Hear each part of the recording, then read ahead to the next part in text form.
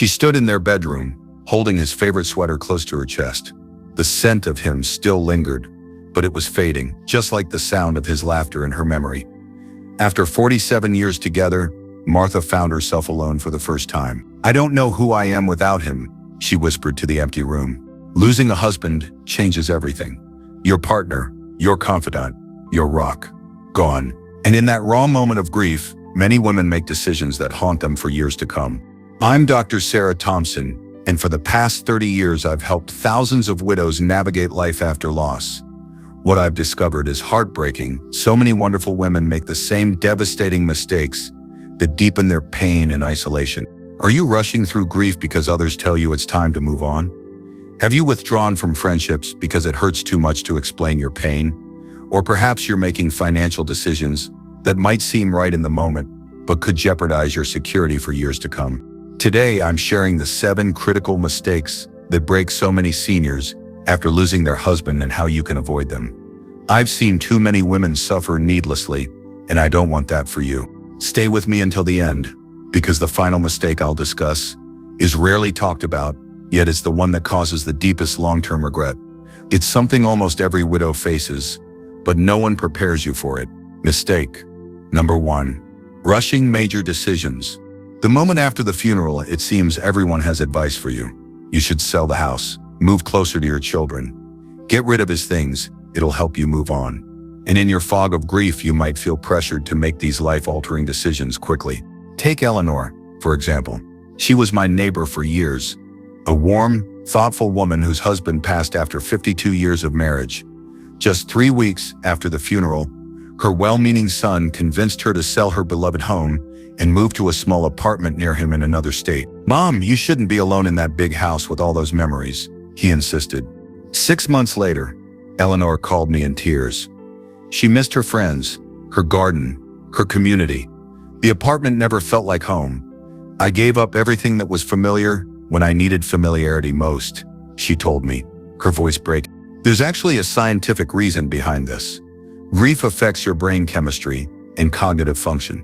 Studies show that the bereaved often experience something called widow brain, a temporary inability to concentrate, remember details, or make complex decisions. Your brain is literally processing trauma, leaving fewer resources for critical thinking. Here's what to do instead. For the first year, avoid any major irreversible decisions unless absolutely necessary. Follow the rule of 3. Wait 3 days for small decisions, 3 weeks for medium ones, and 3 months for life-changing choices like selling your home or moving away. Create a decisions journal where you write down the choices you're facing. This gives you space to process your thoughts without immediate pressure. Share this journal with a trusted friend who can offer perspective when you're ready. Remember, nothing needs to happen immediately. Your husband's clothes can stay in the closet. Your home doesn't need to be sold. Your life doesn't need to be completely reorganized while you're still grieving. Have you felt pressured to make big changes soon after your loss? Type pause in the comments if you've experienced this pressure. I'd love to hear your story. If you are still watching this video and finding these insights valuable, please comment mistake number 1 below to let me know you are here. And if you haven't subscribed yet, I recommend you subscribe and turn on the bell so you don't miss any videos. Your support helps us continue creating good content to inform and inspire you. Mistake number 2, isolating yourself from others. The phone rings, but you don't answer. Friends invite you for coffee, but you cancel. Slowly, your world shrinks until it's just you and your grief, alone in rooms that feel both empty and suffocating at the same time. I met Barbara at one of my support groups. She was 68 when her husband Tom died suddenly of a heart attack. For the first few months, people called and visited, but I couldn't bear to see the pity in their eyes, she explained. Eventually, I stopped answering the door, stopped picking up the phone. By the time Barbara came to my group, it had been 2 years, and she realized something terrible. Her isolation had become a habit, and now she felt forgotten. The people who used to call, they don't anymore, she said with tears in her eyes. I pushed them away so many times that they finally stopped trying. What Barbara experienced is actually a documented phenomenon.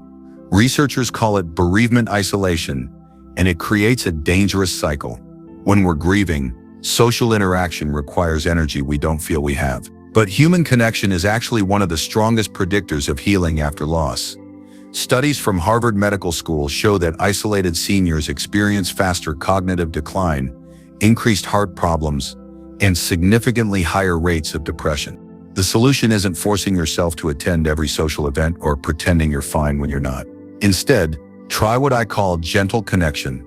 Choose just one or two friends who don't need you to be okay and allow them into your grief journey. Be honest about what you need. I don't want to talk much, but I'd appreciate your company while we watch a movie. Start with short, structured interactions that have a clear beginning and end. A 30-minute walk, quick coffee, or even having someone join you for a simple errand. Consider a grief support group. Being around others who truly understand can be profoundly healing. You don't have to explain why certain days are harder or why small things trigger tears. Create connection appointments in your calendar. Treat these social moments as important as any doctor's appointment because they are equally crucial for your health. One of my clients, Diane, found an unusual but effective approach. She started a small garden club that met in her backyard.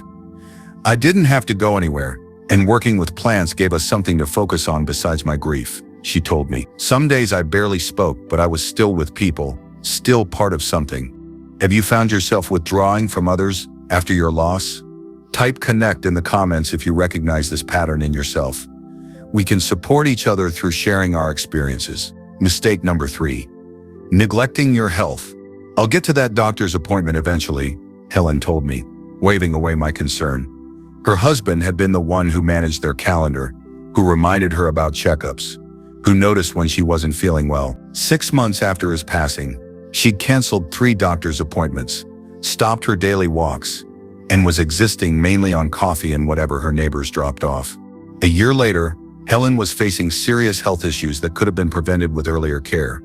Frank always took such good care of me, she said from her hospital bed. Without him, I just forgot to take care of myself. This pattern is heartbreakingly common. Medical researchers have identified what they call widow mortality effect. Surviving spouses, especially women, often experience significant health declines after losing their partner. In fact, studies show that within the first 3 months after a spouse's death, the survivor has a 30–50% increased risk of dying compared to those who haven't experienced such a loss. There are several reasons for this. First, the physical toll of grief is real. Chronic stress hormones flood your system, weakening your immune response.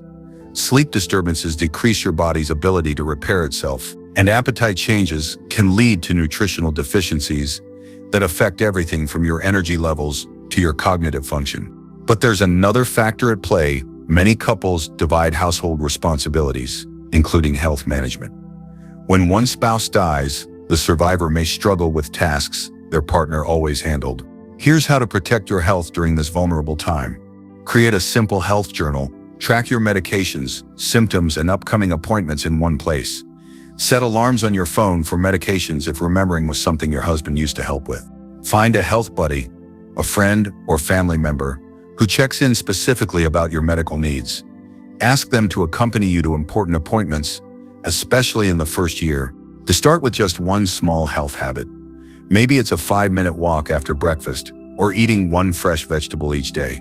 Small steps create momentum. Consider working with a grief-informed healthcare provider. Many doctors now recognize the unique health challenges widows face and can provide appropriate support.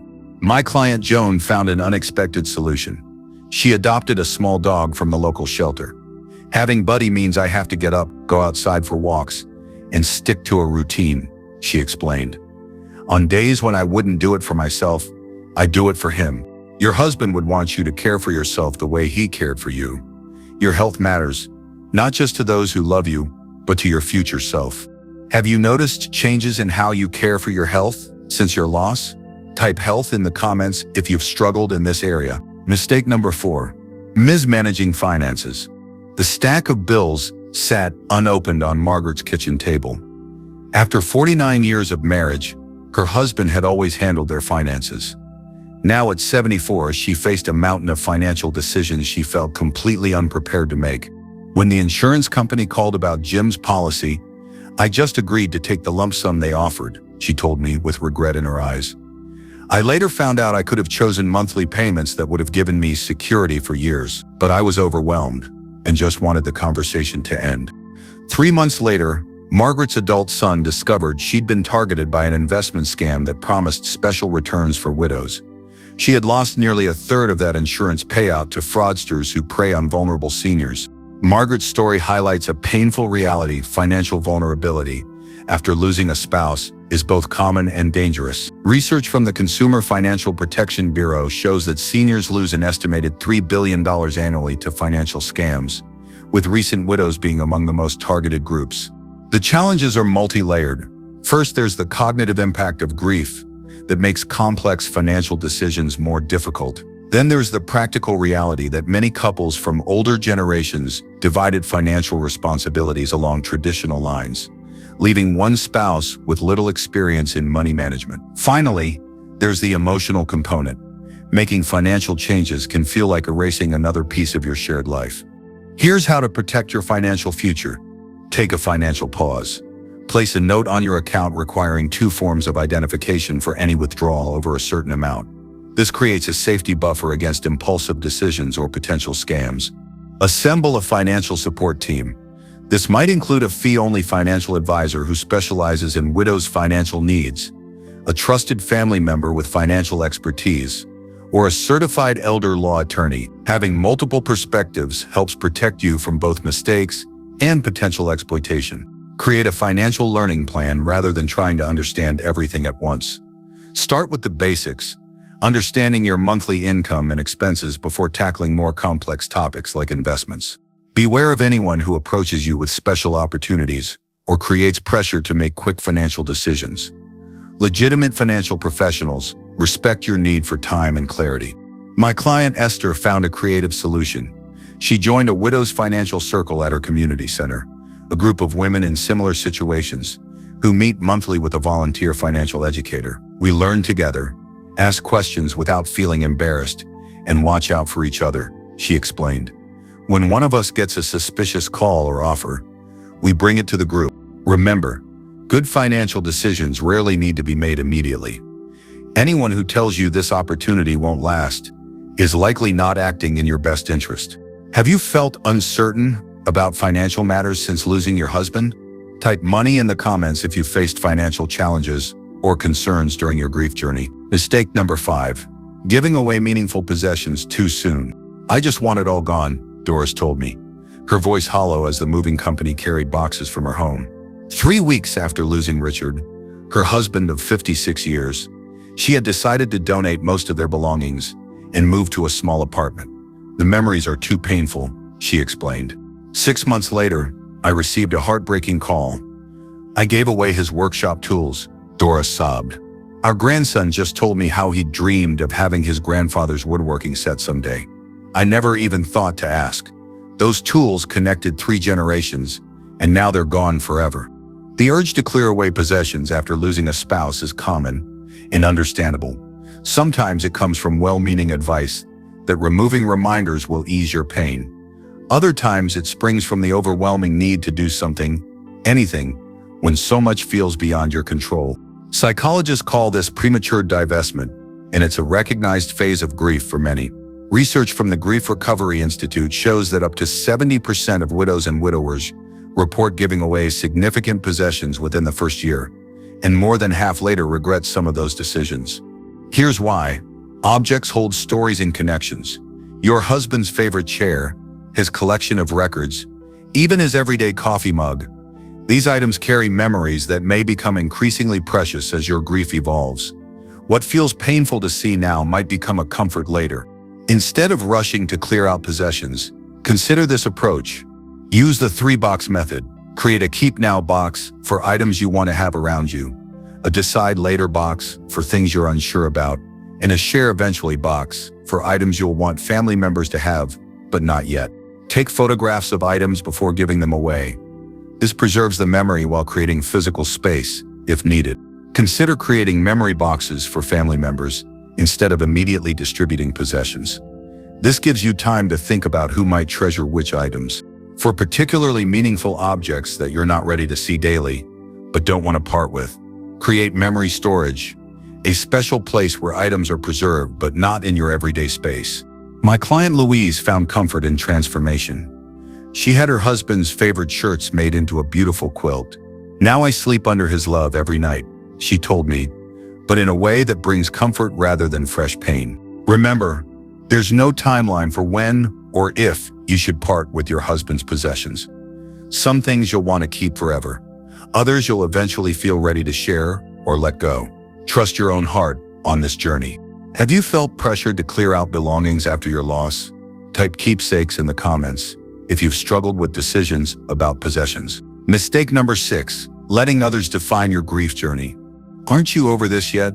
The words hit Julia like a physical blow. It had been 14 months since her husband's passing, and her sister-in-law's question during a family dinner left her speechless. Later that night, Julia called me in tears. "Maybe something's wrong with me," she whispered. "Everyone seems to think I should be better by now." There's a damaging myth in our society that grief follows a predictable timeline. 2 weeks of acute mourning, a few months of sadness, and then you're supposed to move on. This misconception is especially harmful to seniors who've lost spouses after decades together. George, a 77-year-old in my support group, put it perfectly. "My wife and I were married for 53 years. That's 19,345 days of building a life together. How can anyone expect me to get over it in 365 days? Grief research supports George's perspective. The old stages of grief model has been largely replaced with what psychologists call the grief work approach, recognizing that grief isn't a straight line with a clear endpoint, but rather a process of integration that becomes part of your ongoing life story. Dr. Catherine Shear, director of the Center for Complicated Grief at Columbia University, explains that for long-term marriages, grief often continues to evolve for years. What changes isn't the grief itself, but your relationship to it and your ability to live alongside it. Here's how to honor your own grief journey. Create a simple response for when people make insensitive comments.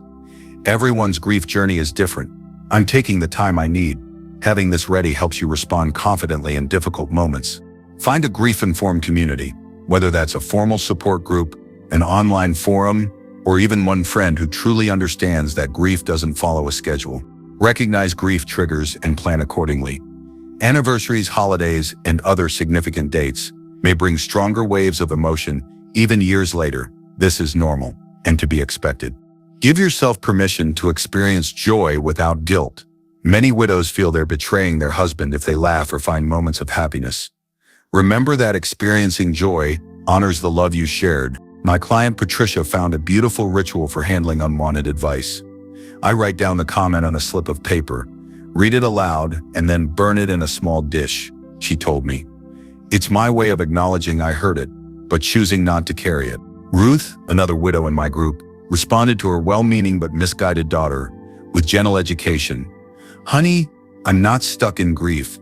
I'm learning to carry my love for your father in a new way. Sometimes it's heavy, sometimes it's lighter, but it's always with me, and that's okay. Your grief is as unique as your marriage was. No one else can tell you how to feel, when to feel it, or when you should be done with grieving. The depth of your grief reflects the depth of your love, and that's something to honor, not rush through." Has someone made comments about how you should be grieving? Type YPath in the comments if you felt pressured to grieve according to someone else's timeline. If you are still watching this video and finding these insights valuable, please comment mistake number 6 below to let me know you are here. And if you haven't subscribed yet, I recommend you subscribe and turn on the bell so you don't miss any videos. Your support helps us continue creating good content to inform and inspire you. Mistake number 7, losing your own identity. For nearly 5 decades, Alice introduced herself as John's wife. She was the mother of their children, the grandmother of their grandchildren, the woman behind the successful man. When John passed away after 47 years of marriage, Alice didn't just lose her husband, she lost her sense of self. "Who am I now?" she asked during our first session together. Her voice was barely audible, her hands trembling slightly. "If I'm not John's wife anymore, then who am I supposed to be?" This question haunts many women of a certain generation. Wonderful women who were raised in an era when a woman's identity was often deeply intertwined with her husband's. After decades of partnership, the line between we and I can blur until they seem inseparable. Dr. Mary Pfeiffer, psychologist and author, calls this the identity crisis of widowhood, and her research suggests it may be the most profound yet least discussed challenge widows face. For women who married young and built their adult lives around partnership, the journey to rediscover themselves as individuals can be both terrifying and transformative. The science behind this is fascinating. Brain imaging studies show that after long-term marriages, neural pathways actually reorganize. Parts of your brain have literally been wired to function as part of a pair. When that partnership ends, your brain must create new pathways, a process that feels disorienting but is actually your remarkable brain adapting to your new reality. Here's how to begin reclaiming your individual identity. Start a Discovering Me journal. Each day, write down one thing you know about yourself that isn't connected to being someone's wife, mother, or grandmother. It might be a preference, a strength, a memory, or a dream. Revisit pre-marriage interests. Did you love to paint before life got busy with family responsibilities? Were you once an avid reader of mystery novels? Reconnecting with earlier passions can reawaken parts of yourself that have been dormant. Try something completely new that's just for you. The key is choosing something your husband would never have done with you, whether that's joining a hiking club, taking a pottery class, or learning to play the ukulele. Update your introduction. Practice saying "I'm Alice" instead of "I was John's wife." This small shift in language helps rewire both your brain and how others perceive you. My client Catherine found her path through volunteering at a literacy program. For 2 hours, every Tuesday, "No one knows me as a widow," she explained. "I'm just Miss Catherine who helps with reading. It's the first place where my new identity is the only one people know." Another woman in my group, Marianne, took a more symbolic approach. On the 1-year anniversary of her husband's passing, she bought herself a ring for her right hand. "My wedding ring on my left hand honors the love we shared," she told us. "This new ring on my right hand represents the woman I'm becoming now." Remember, reclaiming your identity doesn't dishonor your marriage or the love you shared.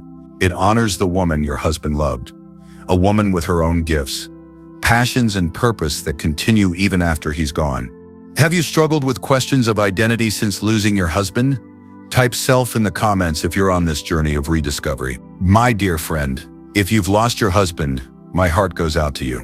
The journey you're walking is one of the hardest human experiences. But please remember this: you are not alone, and you are stronger than you know right now. Each mistake we've discussed today, rushing decisions, isolating yourself, neglecting your health, mismanaging finances, giving away meaningful possessions too soon, letting others define your grief, and losing your own identity, comes from a place of pain and confusion that is completely understandable. I've walked alongside hundreds of women on this path. Some days will still bring tears, even years later. Some memories will always catch in your throat. But I promise you this: while grief changes shape, your capacity for joy and meaning doesn't end with your husband's life. Dorothy, a widow I worked with for years, told me something beautiful on her 80th birthday. "Grief carved deep valleys in my heart," she said, "but that just means I have more space to hold love now for my memories, for my family, and surprisingly, for myself." What mistake resonated most with you today? What step might you take tomorrow to be gentle with yourself on this journey? Please share in the comments below. Your words might be exactly what another widow needs to hear today. If this video helped you, please give it a thumbs up and subscribe to our channel. Each subscription helps us reach more women who need this guidance. And if you know someone who's recently lost their husband, please share this video with them. Sometimes, the most loving thing we can do is simply let someone know they're not alone. Until next time, remember, you are still writing your story.